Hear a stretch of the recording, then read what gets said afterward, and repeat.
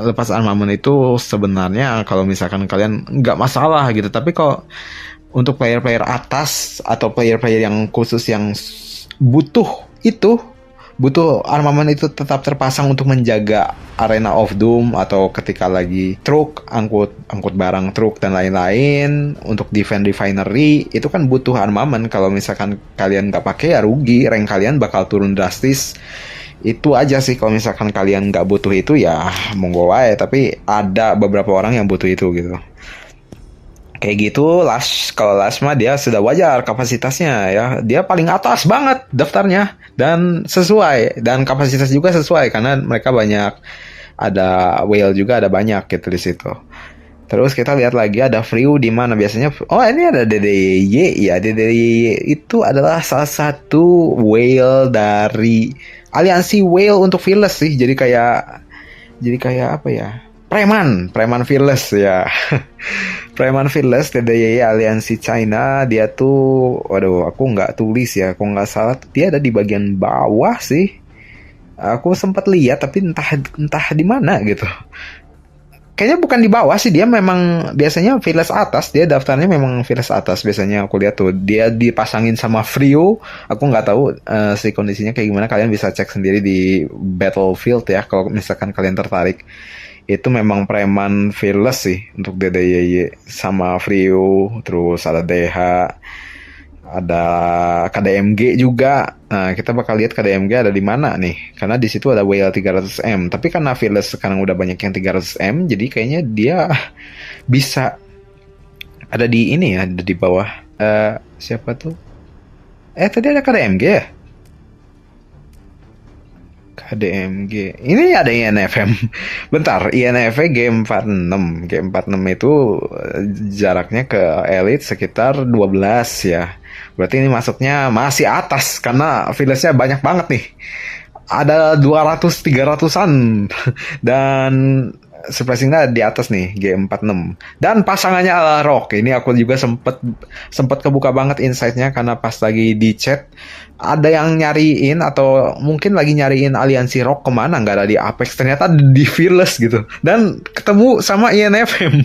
Jadi aku sempat ngobrol sama Moko di situ, dan mungkin mereka akan diam di helipad ya, karena itu Rock nggak harus aliansi kemanapun, udah anteng-anteng aja bisa membabat habis sih. Ya, nih kalau misalkan dari catatan aku, Fearless itu INFM aku sempat dapet ya. Kalau sebelumnya aku sempat nampilin INFM kan nggak nemu atau kelewat. Nah, aku cari lagi 1206 dia. Sedangkan Rock itu di 1010 ya, memang deket sih. Tapi karena lepas armamen kah? Bentar dulu nih, lihat dulu nih di sini kondisinya kayak gimana. Yang mana Rock? Kita lihat Rock itu ada di atas kalau nggak salah ya. Oh, di sini. Ada Mayem ya. Ada Mayem. Rock ada ayam, tapi yang aku tunjukin di sini ada 477M ya di sini. Ini yang bikin cukup banyak yang ngomongin ya. Karena yang didaftarin itu adalah beberapa orang yang gede mainnya dengan farm. Jadinya mereka bisa ada di rank itu. Atau memang pemainnya cuma 8 orang gitu, 8 orang ditambah 8 16 orang udah plek gitu kan, tinggal register main. Tapi ya kalau ketemu mereka susah dilawan. Dan ada di wilayah G46, bukan di bagian, tetap ada di atas sih Warzone-nya. Kita lihat dulu musuh-musuhnya kayak gimana ya, biar bisa dibilang wajar atau tidak gitu kan. Di sini ada 242 yang paling besarnya, lalu di sini ada 199, aku nggak cek yang R1 ya, nggak tahu kalau mereka nyisipin ada whale di situ. 278 juta di sini, dan untuk WOMI ada 261, oke, 261, tapi banyak juga 200 jutanya. Sedangkan INFM di sini ada bagian atasnya banget, cuma ada Moko doang 200 juta ya. Sisanya oke, itu untuk NFM. Untuk Luan ada 308 juta ini kayaknya INFM nyasar deh. Ya, ini ada aliansi Korea juga 224. Kalau kalau ini sih matching ya.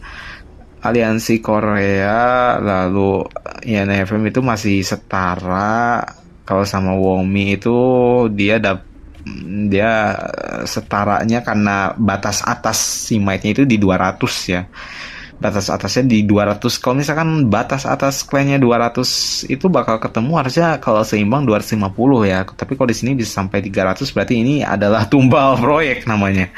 Ada salah satu teori juga bahwa kalau misalkan kalian dapatnya adalah hal yang tidak wajar berarti kalian adalah tumbal karena ada kayak gini loh di matchmaking tuh kan ini kan satu satu pulau dibagi 8 nih aliansinya. Nah misalkan Rock itu harusnya di atas tapi dia tuh nggak dapet nggak dapat kebagian yang aliansi-aliansi yang kuat itu gitu. Jadi aliansi kuat semua ternyata ada sisa satu tuh dan Rock itu itulah dia gitu.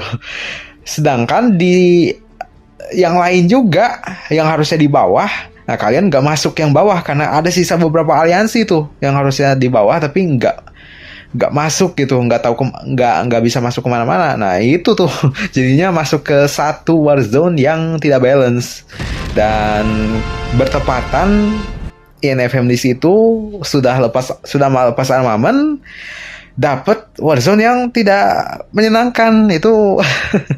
Itu agak sedikit berbelasungkawa lah saya. Mendingan gak usah lepas armamen sekalian. Siapa tahu kalian dapatnya yang wajar aja kayak TMK7 gitu kan. Karena rank itu gak menentukan, justru kadang kali malah mengecewakan dan ya malah ditrikin sama developernya. Developernya siapa? Hankun kah?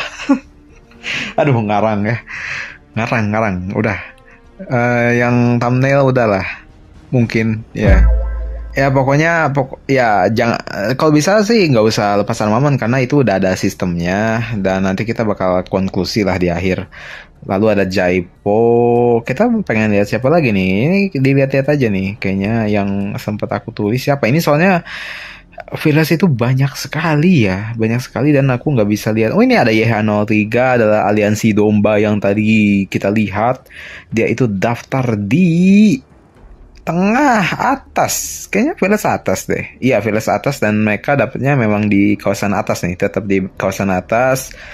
Kalau nggak kita langsung lihat ke bagian tengah kali ya, NSC dapatnya di daerah mana. Kalau DH tadi register di tengah dapatnya atas. Kita cari aja yang di bagian bawah ini apakah ada di atas atau enggak nih, kayak F-Core KNT mah memang di bawah. PHPX kayaknya yang mendaftar di bawah memang di bawah karena mereka itu justru kok yang di bawah itu udah nggak bisa lepas armamen lagi sih, udah mepet banget mau ke bading. Justru mereka cari cara buat tetap ke register sih, kok yang di bawah nggak usah terlalu diperhatiin sih. Yang masalahnya itu yang di tengah ini yang berusaha untuk ke bawah-bawah tapi dapatnya di atas ya. CC juga tadi aku lihat, terus siapa lagi nih? Ini kalian lihat-lihat aja lah. Yang lebih kelihatan sih kalau di Elite ya, soalnya kalau di Village banyak banget sih aliansinya. Jadi ya ini kita coba cari-cari aja nih. Misalkan kalian ketemu siapa gitu, siapa nih yang sekali ketemu, atau enggak kita langsung lihat aja di bagian bawah ya. Ini soalnya G-nya banyak banget. Nah, Velas berhenti di G275 untuk saat ini. Untuk buddingnya aku nggak pengen lihat ya, soalnya sayang banget itu banyak. Budding itu hadiahnya sangat jauh dari Velas. Lebih baik Velas walaupun kalian kalah ya, tapi hadiahnya lebih bagus daripada di budding kalau menang. Kecuali kalau kalian nyari kill, walaupun ya mungkin ya jadinya ketinggalan jauh sama yang di elite gitu. Kita cek aja dari G250 nih. Ini kawasan bawah, apakah ada siapa yang di bawah-bawah ini, apakah ada beneran di bawah banget atau enggak nih.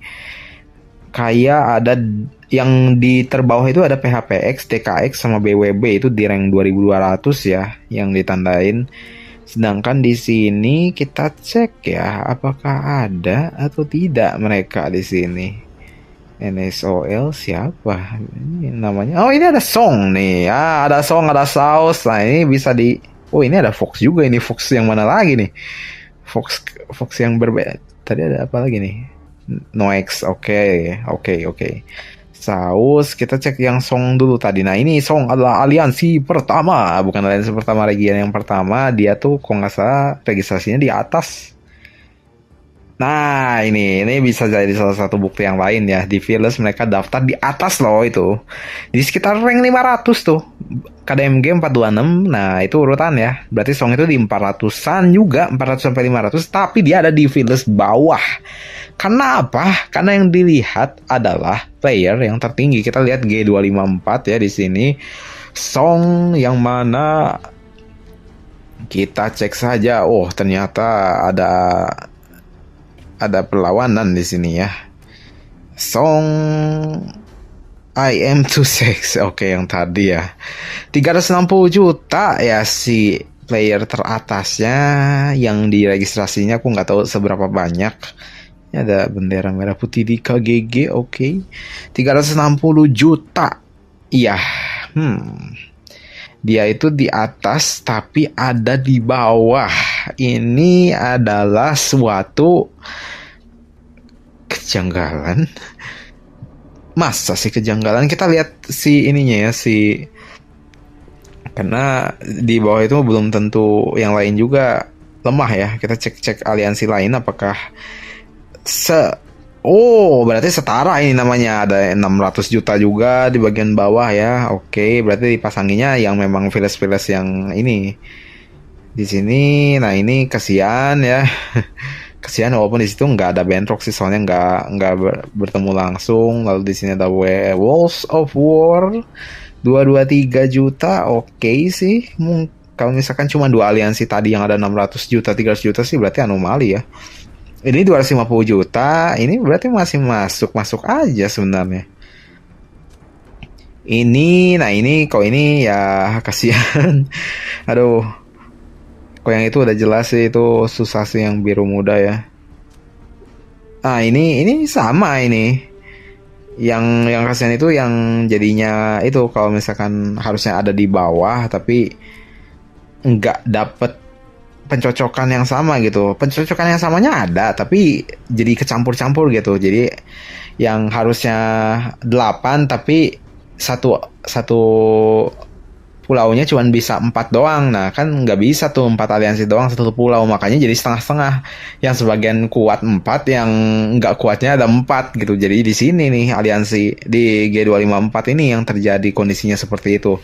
Aku harap sih kalau misalkan aliansi di Fearless lebih berbaik hati ke aliansi yang kecil-kecil daripada langsung aliansi yang gede. Semua di aliansi ini tuh terlalu membosankan dan sangat tidak sangat ya, masa sih nggak ngasih kesempatan gitu buat yang lemah, selalu nyari yang kuat-kuat saja. Ya udahlah, kita cek lagi aliansi yang harusnya di bawah itu siapa lagi nih. Apakah benar ada di bawah atau enggak nih? Karena udah mepet nih ke G275. Ada siapa lagi nih yang ada namanya terpapar? Ini ada GRD underscore ya. Aku nggak tahu dia itu register di mana. Soalnya aliansi itu kan seperti yang kita lihat tadi di awal nggak nemu ya saya. Secara singkat nih ada shot juga, ada TAT dengan udah DDoS. TITS, AOD, Halo, JSR. Nggak ada kelihatan PHPX, nggak ada kelihatan DKX, nggak ada kelihatan BWB, GPRT nggak lihat. KNT aku ada di 220-an ya. Sedangkan yang ada di bawah-bawah nggak akan ada selalu di atas gitu ya. Nggak akan selalu di bawah juga gitu, nggak kayak gitu konsepnya. Ya kalau Fearless agak susah sih untuk lihatnya ini karena banyak sekali sih aliansinya, dan tapi bisa disimpulkan dari tadi ya kalau kalian itu tidak harus melepaskan armamen, karena seperti yang robotnya juga bilang ya, misalkan kalau kalian iseng-iseng kalian bisa ke ini loh, ke sini nih, ke profil, terus ke setting, terus ke help ya. Nanti kalian ke live chat atau ask a question ya, ke live chat aja, terus mantengin sama tim mereka, tanyain ya sama customer support mereka apakah matchmaking itu kalau lepas armament mempengaruhi, tapi sebenarnya nggak betul-betul amat karena dari bot juga sudah tahu ya alasannya bahwa tidak seperti itu. Karena ini udah jadi permasalahan selama 2 tahun. 2 tahun, 3 tahun, udah banyak banget eksperimennya dari berbagai aliansi. Kalau dulu kalian tahu juga dari DNTN itu, DNTN yang kalian lihat di video sebelumnya, yang ini tentang web rahasia itu, mereka benar-benar gencar buat cari kebenaran dari gamenya ya, mencari potensi maksimal yang kita bisa dapatkan. Dan ini adalah alasannya. Kita tutup dulu note-nya. Armaments cannot be turned off to make matchmaking easier. Even you unequip armaments or remove your chemical beast, the matchmaking system in Doomsday Survivor still calculates your actual strength. Ini misalkan kalau kalian bahasa Inggris tinggal baca aja ya. Tapi yang bahasa Indonesia ini artinya melepas armament itu nggak ngaruh ke matchmaking. Tidak membuatnya menjadi lebih mudah. Even kamu lepas armament, menghapus biochemical base, lepasin chip, mau nurunin vehicle ke T1 lah, apalah akal-akalnya, itu nggak ngaruh ya. Tuh, even though not currently equipped, this means removing gear itu hanya akan menurunkan aliansi visible might dan ranking. Jadi kalian kelihatan rankingnya lebih rendah saja. Jadinya fokus utamanya lepas armament itu cuman buat nentuin kalian itu masuk ke Apex, ke Elite, atau ke Fearless. Enggak lebih daripada itu. Seperti yang aku udah jelasin berulang kali ya Bapak Ibu, Saudara, anak-anak sekalian. Jadi kayak begitu. Hanya untuk menentukan Warzone mana. Kalian mau masuk Apex, kurang dikit, ya pakein semua armament hero-nya. Mau hero maco, pakein aja semua. Jadinya masuk ke Apex gitu. Dan jadinya kalau misalkan mepet gitu, biasanya Apex bawah. Tapi kalau misalkan kalian harusnya di Apex, terus turun ke Elite, ya pasti di Elite atas. Terus kalau misalkan kapasitas kalian itu bagus, si might-nya, kekuatannya udah bagus dari awal, dan pengen ngerendahin diri ke Elite bawah, ya nggak bisa kayak gitu. Dia bakal dipasangin ke Elite atas tuh. Kayak misalkan Fox itu udah bertahun-tahun kayaknya aku lihat. Bukan bertahun-tahun ya, berbulan-bulan lah. Setiap kali event kayak begitu berusaha di bawah. Yang mempengaruhi matchmaking di aliansi Fox itu adalah Angel yang 400 juta tuh might-nya. Dan yang lain-lain yang gede-gede tuh, yang might-nya itu yang berpengaruh. Nggak usah lepas armament juga nggak akan ngaruh. Bakal tetap ada di situ gitu. Itu saja ya pendekatan untuk aliansi Fox ini cukup ya Fox, lalu aliansi Indo terutama ya yang suka keras kepala nih mencoba mengakali ya, karena nanti aku oke lah. Lalu apalagi nih di sini, the system always match you fairly based on your real comprehensive power. Biasanya kalau misalkan kalian pengen tahu kekuatan kalian segimana itu biasanya ada di event Pompeii itu ada, selain dari ada might dan kill count itu, ada juga kayak poin tertentu, kayak poin keaktifan. Nah itu sih yang sebenarnya ditakar itu poin keaktifan, terus poin might sesungguhnya gitu. Jadi semakin aktif kamu, poinnya akan semakin tinggi, berarti akan dipasangin sama yang sama juga, yang sama-sama aktif dengan punya power segitu gitu. Maka dari itu jadinya tidak berpengaruh untuk lepas armament itu. Short answer, you can bypass matchmaking by, kamu nggak bisa nge-trick itu semua. Semua sistem itu udah tahu. Sistem itu udah tahu kamu sebetulnya siapa. Jadi intinya survival doesn't give shortcuts tuh, dari kasih tahu ya. High smite, nah itu 189 juta itu yang dihitung. 189 juta tuh itu yang dihitung. Plus kalau misalkan armament, si bot itu juga udah pernah aku tanyain berapa tahun yang lalu ya. Sama yang dari sini nih, armament yang di back ini semuanya dikalkulasi gitu. Kalian punya ini armament yang nggak dipakai pun itu tetap dihitung gitu semuanya. Jadi kalau misalkan kalian mau nurunin, mau lebih mudah, kalian dismantle yang nggak kepake si armamentnya, di dismantle. Nah itu membantu, karena yang dihitung adalah yang di back nih armamentnya. Semua yang ada di tas yang dihitung, bukan yang lagi dipakai. Jadinya itu bisa membantu tuh ngedismantle pertama ya, dismantle armament yang gak kepake, dismantle biochemical base chipnya gak kepake, boleh. Terus apa lagi? Udah nggak ada lagi sih. Salah satu tipsnya juga ya, kalau misalkan kalian punya player yang tinggi tapi partisipasi war-nya sedikit, ya jangan dimasukin ke event war gitu. Lebih baik dia disaranin ikut ke yang rata-rata pemainnya di 200M aja, jangan jadi beban clan gitulah alian, istilahnya kayak begitu ya, istilahnya kayak begitu. Jadi mungkin ini bisa menjawab secara tuntas ya bagaimana armament itu tidak berpengaruh terhadap matchmaking. Maksudnya adalah melepasnya tidak berpengaruh, karena yang dihitung adalah keseluruhan yang ada di dalam tas, keseluruhan yang sudah kamu punya. Jadi anggapannya ada satu ilustrasi terakhir seperti kalau kalian ke bank. Nah, ini mungkin aku udah pernah ceritain lah ke aliansi NFM.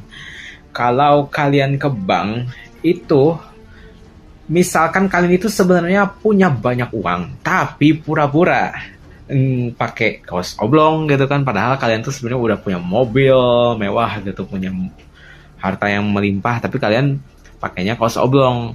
Nah, ini dia registrasi kalian masuk ke bank, orang sekitar bakal lihat kamu itu sebagai orang biasa. Nah, itu yang ada di mana nih, di list ranking yang awal itu, yang pas registrasi itu ada rank 1 sampai 2200. Itu tuh pandangan dari kita, sedangkan algoritma sistem ya lihatnya dari dalam dong. Dari dalam, bahwa orang bank itu udah tahu kamu itu siapa, karena ngelihat saldo yang ada di kartu kamu itu banyak. Jadi walaupun pakai kaos oblong, wah ini orang bukan sembarangan, udah tahu kamu itu siapa, ya pasti dimasukin ke ruang VIP dong, dimasukin ke tempat yang selayaknya kamu dapatkan. Itu ilustrasinya. Jadi mau kamu lepas armament ya nggak ngaruh, soalnya sistemnya udah tahu kamu itu siapa, ya kamu bakal ditempatin ke tempat yang mana kamu seharusnya ditempatkan, yaitu di war zone yang sesuai. Tapi kalau misalkan tempatnya sudah penuh itu beda cerita. Maka dari itu, kalau misalkan kalian dapat yang beneran gak masuk logika, misalkan kayak tadi NFM, itu mungkin jadi salah satu refleksi juga ya, bahwa lebih baik jangan dipura-purain ya. Mungkin bisa aja ada sistem atau kayak ada developer gitu, 1-2 orang yang ngelihat bahwa wah ini banyak yang coba-coba lepas armament, kita pisahin aja itu jadi kelompok yang tumbal gitu. Jadi pas akhir-akhir itu bisa pasangin kemana aja lah, itu bebas gitu. Sedangkan yang beneran sungguh-sungguh benar-benar jujur, itu bakal dipasangin, yang diprioritasin pertama yang mendapatkan matchmaking yang balance, kayak gitu sih. Jadi ya keputusan tetap di R4M5, tapi ya ini adalah sekedar kebenaran saja yang saya tunjukkan. Jadi maksimalin aja potensi kalian lah, jangan terlalu coba-coba buat dapetin yang gampang tapi justru dapetnya malah kemalangan gitu ya, bukan yang gampang. Jadi kayak gitu untuk video kali ini. Kalau kalian suka boleh like, kalau kalian kurang suka boleh dislike. Kalau kalian tertarik boleh subscribe, dan kita ketemu lagi di video apa saja. Wah ini pasti kolom komentarnya ribut nih. Aku Ankun say goodbye. Bye.